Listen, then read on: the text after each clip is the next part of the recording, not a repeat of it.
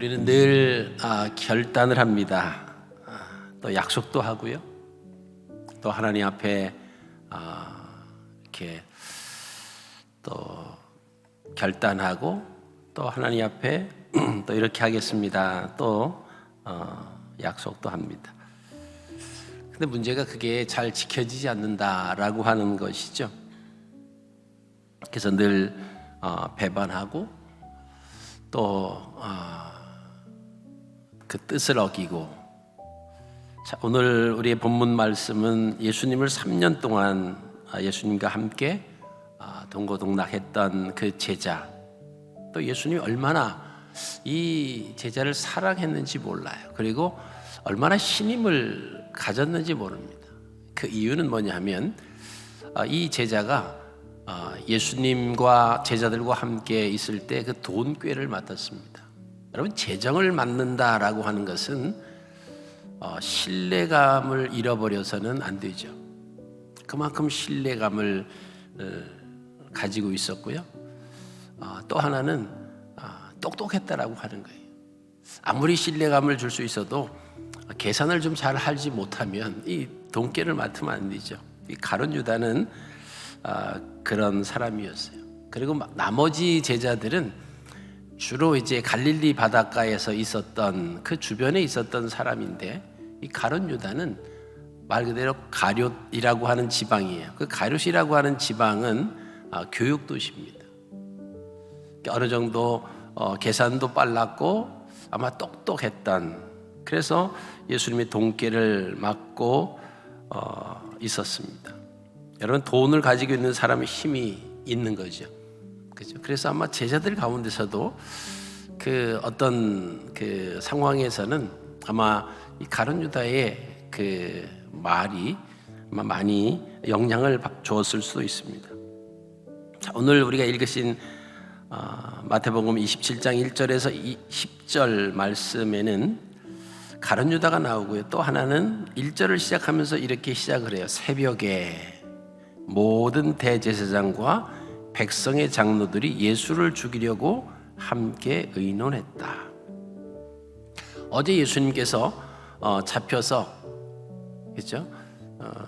오셨을 때 이미 거기에는 대제사장들이 있었어요. 바리새인들이 있었습니다. 그리고 장로들이 모여 있더라, 이렇게 말씀에 기록합니다. 근데 오늘 말씀을 보니까 새벽에 이 대제사장들과 백성의 장로들이 예수를 죽이려고 함께 의논했다라고 또 시작을 합니다.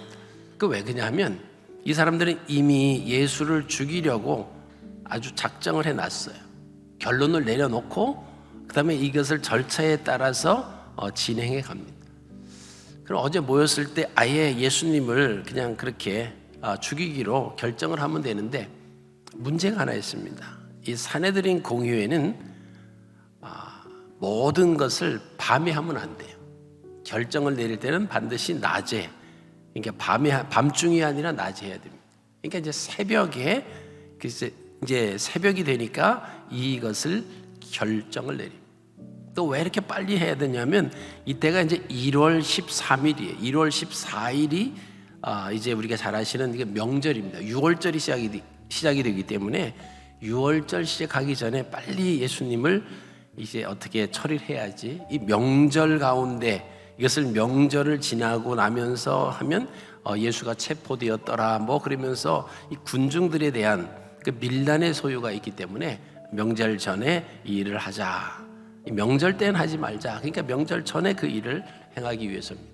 그리고 이 로마에 나와 있는 이 총독 빌라도, 이 로마 사람들은 아침 일찍이 일을 하는 그런 습관이 있습니다. 그래서 이 일을 빨리 결정을 하고 빨리 가서 총독의 허락을 받아야 돼요. 이유는 사람을 죽이는 사형권은 지금 로마의 지배를 받고 있기 때문에 자기들이 가지고 있지 않아요. 그래서 빌라도에 갔을 때 이제 빌라도가 그러죠. 너희 법대로 그럼 처리해라. 그러니까 그들이 뭐라고 말합니까? 우리에게는 사람을 죽이는 권한이 없습니다. 자, 근데 이 사람들이 하나는 알고 둘은 몰라요. 왜냐하면 이 산헤드린 공의회는 낮에 결정을 해야, 밤에 결정을 하면 안 되고 근데 그것을 결정할 때는 어떤 회의를 소집을 해서 어떤 사형 선고를 내린다라고 했을 때는 하루 그날에 내리면 안 돼요. 그 다음 날에 내리도록 하는 그 절차가 있습니다. 그러니까 너무 이렇게 벼락치기로 또 실수하지 않기 위해서 그런 제도가 사실은 다 있었다라고 하는 것입니다. 근데 그들은 그 소집 당일 어떤 결론을 내리면 유죄 판결은 소집 당일에 하면 안 되는데 바로 그날에 해버리죠. 뭐 그 전날 밤에 모였다. 이 밤에 오면 또 안 되니까 어쨌든 공식적으로 소집된 것은 새벽이. 그리고 의논으로 결정을 졌는데 그 결정이 사실은 바로 그날 모여서 판결을 내리면 안 된다라고 하는, 그러니까 불법이죠. 뭔가 자기들 눈 가리고 아웅하고 자기는 절차대로 했다라고 하는 것을 사람들에게 보여주려고 했지만 결국은 하나는 알고 둘은 몰랐다라고 하는 것입니다. 이들은 세상적으로 지혜로웠다고 볼 수 있습니다만은 인류 역사상 가장 큰 죄를 짓고 있었다라고 하는 것입니다. 그것은 하나님의 아들이신 예수 그리스도를 죽이려고 했다라고 하는 것입니다. 또 가룟 유다, 예수님을 팔았습니다. 어떤 의미에서 팔았는지는 아직은 몰라요. 정확하게 모릅니다. 근데 성경에 보면 저가 돈을 사랑했다라고 하는 말씀이 있습니다. 그리고 그가 돈을 맡았는데 그 돈 맡은 것 중에서 얼마를 자기가 가지고 가는 그런 잘못된 그런 습관이 아마 있었어요. 그래서 은 30에 자기 선생님을 팔았습니다. 아마 많은 학자들의 이제 논란이 있어요. 가룟 유다가 정말 선생님을 팔았겠느냐? 아마 팔았더라도 그 당시에 대제사장들, 바리새인들, 이 종교적으로 이스라엘에 아주 그 막강한 세력을 가지고 있는 사람들이 워낙 부패하고 워낙 잘못된 것을 알기 때문에 그들의 돈을 좀 가져오려고 그랬다. 뭐 이렇게 생각을 하기도 합니다만 어쨌든 선생님을 팔아버렸어요. 선생님을 배반했습니다. 그런데 되어지는 일을 보니까 이게 심상치 않거든요. 예수님이 결박이 되고 예수님이 막 이제 빌라도에게 가서 언도를 받고 막 이런 과정을 보니까 이것은 자기가 아무리 봐도 자기 선생님이신 예수님은 죄가 없는 무고한 사람의 피를 흘리게 하는 그런 상황이었다라고 하는 것을 깨닫게 됩니다. 후회를 해요. 은 30으로 인한 잠시 동안의 어떤 기쁨보다는 양심의 고통이 커졌다라고 하는 것입니다. 이것이 범죄한 자의 후회와 고통이다라고 하는 것을 우리에게 말씀해 주십니다. 우리가 이 땅에 살면서 돈이라고 하는 것은 필요하지요. 돈 필요하지 않다라고 하는 사람은 아마 이 땅에 살면서 아마 한 사람도 없을 수도 있습니다.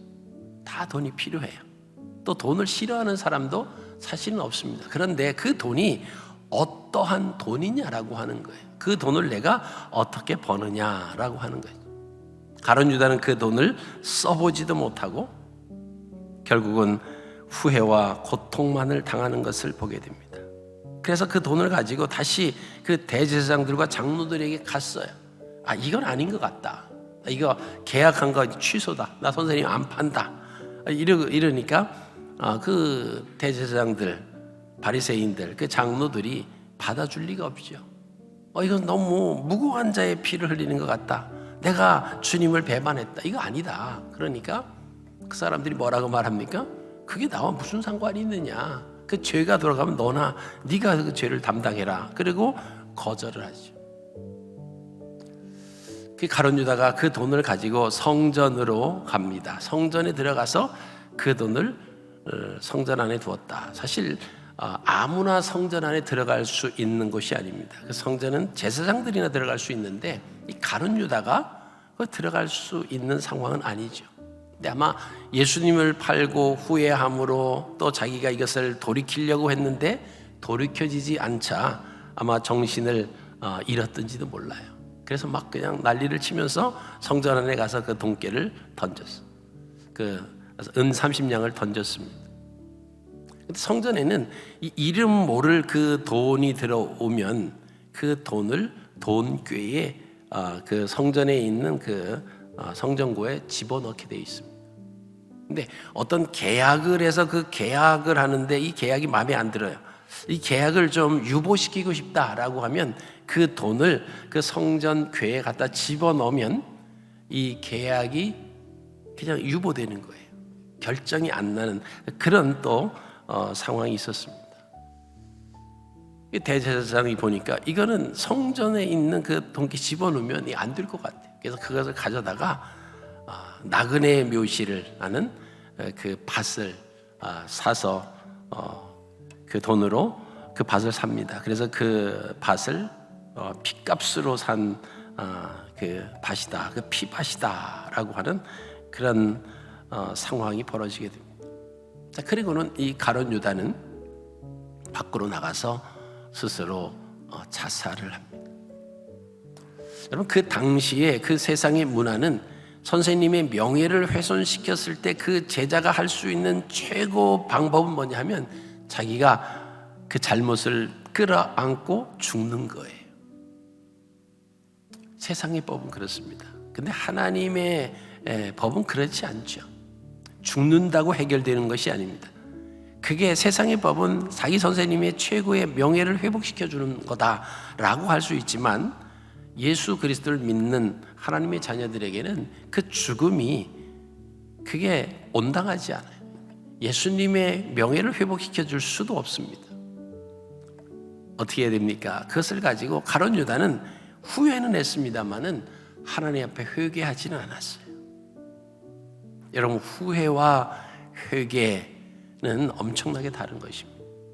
우리는 늘 무엇을 해놓고 잘못되었을 때 후회는 해요. 이러면 안 되는데. 그리고 깨닫기도 합니다. 그리고 우리는 그것이 하나님 앞에 내가 회개했다라고 착각할 때가 있다라고 하는 것입니다. 그러나 그것은 회개가 아닙니다. 회개는 내가 행한 일을 깨닫고 통회하고 그리고 그 길에서 돌아서는 거예요. 180도 돌아서는 겁니다. 가던 길을 다시 뒤돌아서 출발했던 그 방향으로 되돌아가는 것이 바로 회개다라고 하는 것입니다. 근데 우리는 회개했다라고 하고 세상에 나가서 그 행한 일을 또 반복을 하는 거예요. 또 반복을 하고 또 반복을 하고, 그죠? 이렇게 회개했다가 또 반복을 하고. 그래서 성경에서는 회개하지 않는 사람들을 가리켜서 그 동물 중에 한 동물을 비교합니다. 그것이 개라고 하는 동물이에요. 그 개는 이렇게 자기가 먹은 것을 토해냅니다. 토해냈다라고 하는 것은 회개하는 것과 같은 거예요. 토해내요. 그런데 좀 돌아다니다가 다시 와서 자기가 토한 것을 또 먹는 짐승이 뭐냐? 그게 개라고 하는 거예요. 그래서 성경에서는 그 개가 부정한 동물이에요. 왜? 자기가 회개하고 돌이켜야 되는데 다시 와서 그 길을 또 가는 그것을 이렇게 비유해서 개를 부정한 동물로 지명하고 있습니다. 여러분, 우리가 회개의 자리로, 후회의 자리가 아니라 회개의 자리로 나가야 됩니다. 예수 그리스도를 믿는 하나님의 자녀들은, 그죠? 죄와 상관없이 살아야 되는데 이 땅에 살다 보면 그러지 않은 경우가 있다라고 하는 거죠. 깨닫고 후회하는 것으로 멈춰면 안 되고 그것을 회개의 자리로 나가야 된다라고 하는 것입니다. 하나님께서 회개하는 자를 사랑하시고 용서해 주십니다. 참으로 회개한 자는 이제 자신이 남은 삶을 하나님의 영광을 위해서 하나님을 향해서 걸어가는 거예요. 그게 진정한 하나님의 자녀의 모습입니다. 여러분, 우리가 이 땅에서 하나님의 영광을 위해서 살아간다라고 말을 하지만 과연 우리가 얼마나 하나님의 영광을 위해서 살아갈 수 있겠습니까? 그렇죠? 우리의 자녀들이 어릴 때 그 자녀들이 부모를 위해서 뭐를 해주겠어요? 해줄 수 있는 것은 뭡니까? 부모를 향해서 달려오는 것, 그죠? 부모에게 그죠? 안기는 것, 부모를 보고 방긋방긋 웃는 것, 그죠? 다른 사람들에게 하지 않고 부모에게 오는 것, 이것이 어린 아이가 부모에게 할 수 있는 최대의 것이죠. 우리가 마치 하나님 앞에 살아간다라고 하는 것은 그와 동일하다라고 하는 거예요. 그죠? 그들이 잘못했을 때, 어린아이도 잘못했을 때 어떻게 울면서 하나님 앞에 자기 부모님한테 오잖아요. 마찬가지입니다. 우리가 거룩하게, 그죠? 또 완벽하게 이 땅에 살아간다라고 생각을 할 수 있는 사람은 한 사람도 없어요. 우리 늘 넘어지고 늘 하나님을 배반하고 그리고 후회하는 그런 상황에 있습니다. 근데 그것을 하나님 잘못했습니다 그렇게 이야기하고는 또 똑같은 길을 간다라고 하면 그것은 진정한 의미의 회개는 아니다라고 하는 것입니다. 우리가 깨닫고 나면 돌이키는 거예요.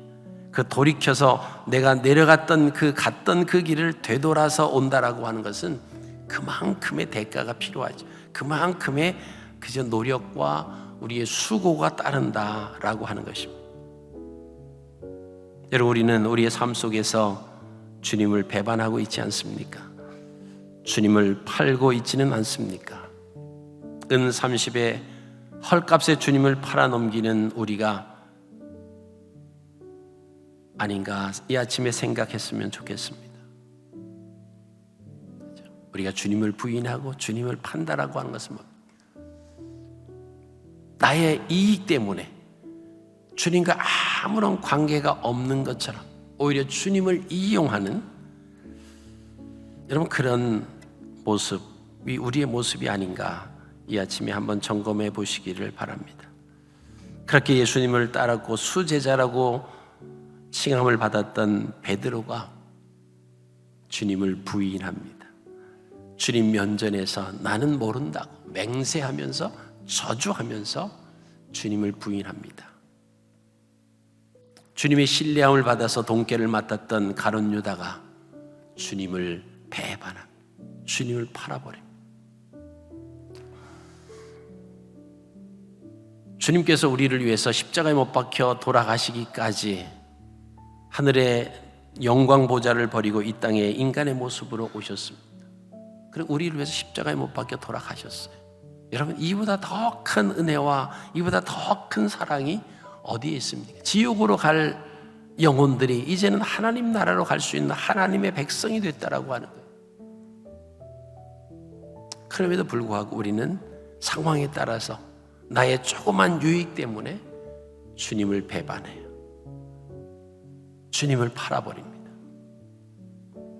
이 아침에 우리의 모습을 이 고난주간에 한번 점검해 보시면서 주님, 제가 주님을 배반하였습니다. 주님,